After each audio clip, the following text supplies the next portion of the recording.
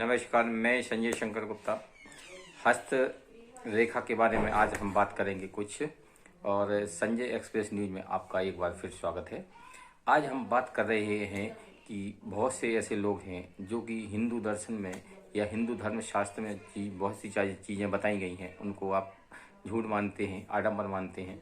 जैसे कि ज्योतिष शास्त्र हुआ, हस्तरेखा हुई, इस सब चीज़ को बहुत से लोगों को लगता है कि ये सब पाखंड है, अंधविश्वास है, और ये कुछ नहीं है।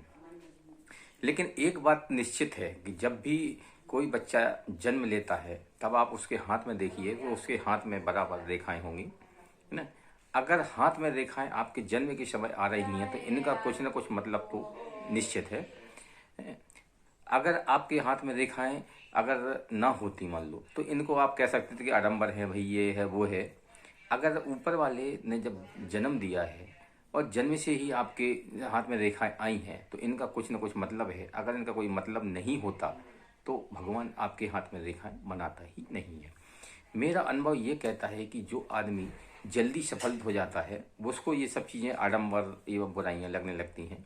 कई बार मैंने अपने आसपास के लोगों को देखा है जिनके पास में बहुत सारे पैसा है, रुपए है, गाड़ियाँ हैं, बंगले हैं, ना तो वो भगवान को मानते हैं, ना वो ज्योतिष को मानते हैं, और ना ही वो हस्तरेखा को मानते हैं।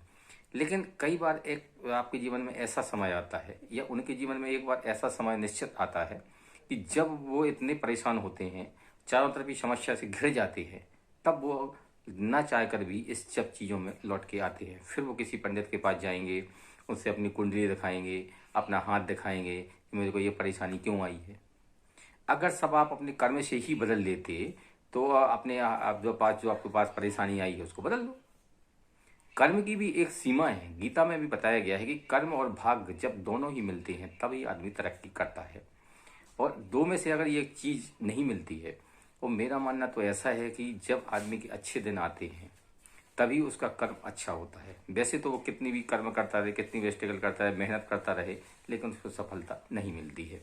जब आपके ग्रह चक्कर अच्छे होंगे, आपकी हाथ की रेखाएं भी अच्छी हो जाएंगी, तभी आपको सफलता मिलेगी। वैसे तो आप खूब फुर्सत कर सकेंगे, लेकिन आपको स्ट्रगल करना पड़ेगी। मान लो अगर किसी जातक के हाथ में विवाह रेखा अच्छी नहीं है और मान लो तो उसका विवाह हो गया, पति पत्नी में नहीं पट रही है, लड़ाई झगड़ा हो रहा है, तलाक हो रहा है, अगर वो कर्म से चाहे तो बदल ले। लेकिन मेरा मानना है कि अगर आपके हाथ में विवाह रेखा अच्छी नहीं है तो आप कुछ भी कर लीजिए, कितना भी कर्म कर लीजिए, आपका दाम्पत्य जीवन सुखी नहीं रह सकता है। इसी तरह बहुत सारी ऐसी चीज़ें हैं। अगर आपके भाग्य में दरिद्रता योग लिखा है, आपकी रेखाएं भी अच्छी नहीं हैं, तो आपका जीवन आप कितने भी कर्म करिए, बहुत सारी मेहनत करिए, लेकिन आपको फल उसकी तुलना में नहीं मिलेगा। इसलिए और हाथ की रेखाएं में आपकी मूल रेखाएं, आपकी जैसे आपकी जीवन रेखा, हृदय रेखा और मस्तिष्क रेखा, ये तीन रेखाएं आपके हर व्यक्ति के हाथ में मिलेंगी और ये आमतौर पर नहीं बदलती हैं। इनकी कुछ सहायक एवं छोटी रेखाएं होती हैं जो बदलती रहती हैं और उसी के अनुसार आपका फल मिलता रहता है और अच्छा बुरा समय आपका आता रहता है। और आपकी परेशानियां कभी आती हैं, कभी जीवन में अच्छे दिन आते, कभी सुख आते हैं। इसलिए जो अपने हिंदू धर्म में या सनातन धर्म में जो चीज़ें बताई गई हैं उनका कुछ ना कुछ वैज्ञानिक आधार जरूर है।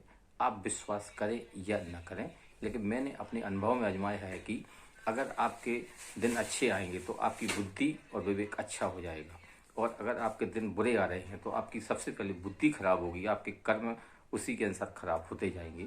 क्योंकि रामायण में भी एक बात स्पष्ट लिखी है कि जाका प्रभु दारुण दुख दे ताकि मति पैरे हल्ले। मतलब ये है कि जिसके दिन खराब आ गए हैं, जिसको दुख मिलना है, उसकी मति यानी बुद्धि पहले ही खराब हो जाती है।